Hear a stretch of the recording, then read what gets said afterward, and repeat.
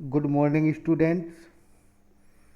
पिछले पार्ट में हमने फ्लामिंगो बुक के पोइट्री सेक्शन से थर्ड पोएम कीपिंग क्वाइट के एक्सट्रैक्ट स्टैंजा क्वेश्चंस देखे और समझे थे। आज के इस पार्ट में हम पोएम कीपिंग क्वाइट के important exercise questions and extra questions देखेंगे और समझेंगे। तो चलिए चलते हैं एक्सरसाइज एंड एक्स्ट्रा क्वेश्चंस पर। Think it out. Question number 1,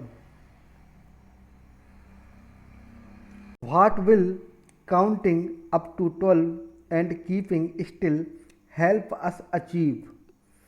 12 तक गिनना और स्थिर रहना हमें क्या हासिल करने में मदद करेगा? Answer, counting up to 12 and keeping still will bring us the peace of mind. 12 तक गिनना और स्थिर रहने से हमें मानसिक शांति मिलेगी।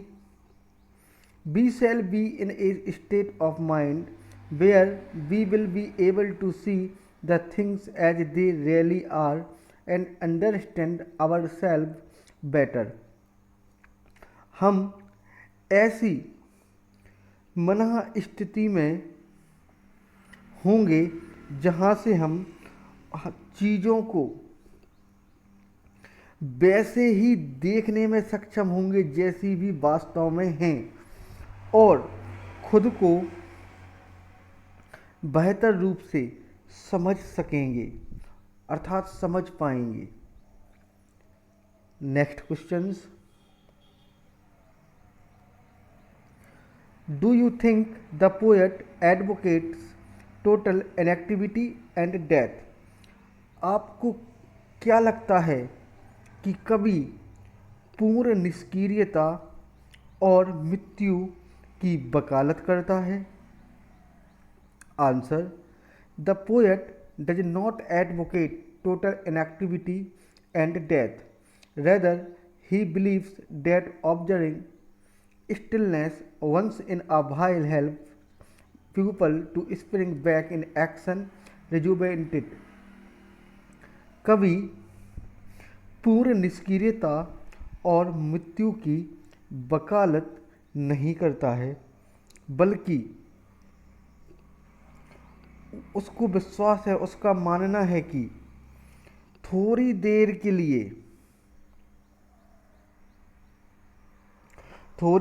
के लिए एक बार शांति को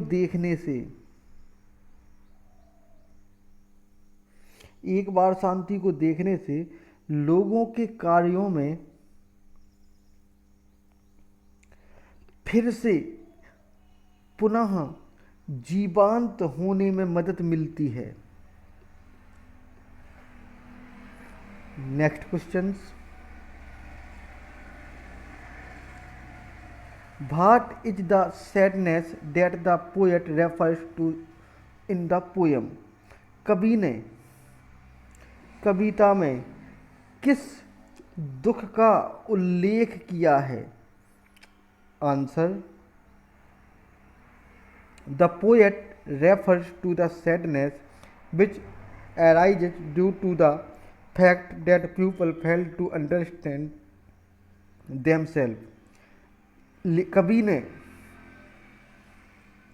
दुख की ओर संकेत किया है या संकेत करता है जो इस तथ्य के कारण उत्पन्न होता है कि लोग स्वयं को समझने में असफल हो जाते हैं। They have no time to introspect about their action and their consequences। उनके पास अपने कार्यों और उनके परिणामों के बारे में आत्मनिरीक्षण करने का भी समय नहीं होता है या समय नहीं है। Next question, what will happen if there is no rush of running of engines. यदि इंजन में कोई हड़बड़ी या दौड़ ना हो तो क्या होगा। Answer, it will be an aesthetic movement of tranquillity without rush of running of engines. यहाँ बिना किसी हड़बड़ी और इंजन के दौड़ने पर या चलने पर शांति का एक आनंददायक क्षण होगा। यहाँ बिना किसी हड़बड़ी या इंजन के चलने वाला शांति का एक आनंददायक क्षण होगा। Next question, what do the hurt hands employ. हाथ में चोट लगने का क्या मतलब है।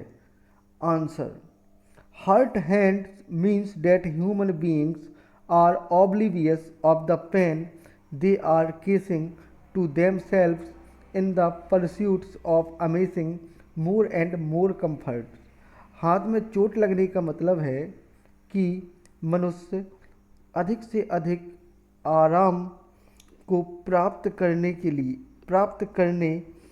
के प्रयास में स्वयं को होने वाले दर्द या होने वाली पीड़ा से बेखबर है। हाथों में चोट लगने का अर्थ है कि मनुष्य अधिक से अधिक सुख सुविधाओं को प्राप्त करने के प्रयास में स्वयं को होने वाली पीड़ा से बेखबर है। They have no time for themselves. उनके पास स्वयं के लिए, अपने लिए समय नहीं है। इस प्रकार हमने total 5 exercise and extra important questions देखे और समझे। Subscribe now and press the bell icon. Never miss an update.